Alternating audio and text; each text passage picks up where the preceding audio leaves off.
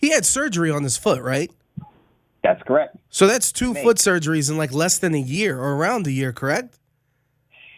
I believe, but here's the thing with Mullen, and a lot of people are saying now he's injury prone. I won't buy that narrative yet, but it is concerning that you battled a foot injury during the season. I believe, as you mentioned, had a procedure and then had a procedure in May. So he downplayed it on Twitter. He said he had successful surgery, not to worry about it. He'll be back stronger than ever, as players usually say. But now he's on the PUP list, and I understand with the surgery, you got to give him some time. Maybe they just don't want to rush him. They don't want to push him and have him re-injure that foot. They want to make sure he's ready. But that is a position, the cornerback position, the secondary specifically, is something to just keep an eye on because they brought in Rocky Hudson, Anthony Avery, Darius Phillips, Amik Robinson still hovering on the roster. We could see some changes on the back end of that defense this year. And one person that I'm going to have an eye out on this upcoming season is Josh Jacobs.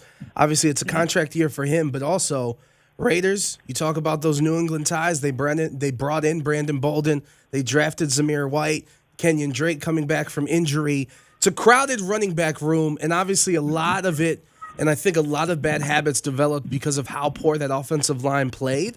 But how much of an impact do you see Josh Jacobs having here in 2022?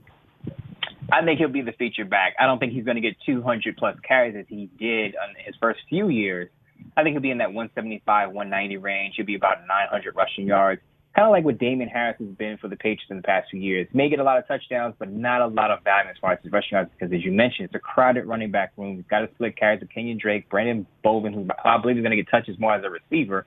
But then they also drafted Zamir White, who I think is going to get a lot of run late in the season because I think they're going to want to take a look at him as a feature back before 2023 when he probably will be the feature back because I don't see Jacobs back with the Raiders, whether he performs well or not. Because if he performs well, he could price his way out of Las Vegas where Justin Jones says, I'm not going to pay, even though he played well.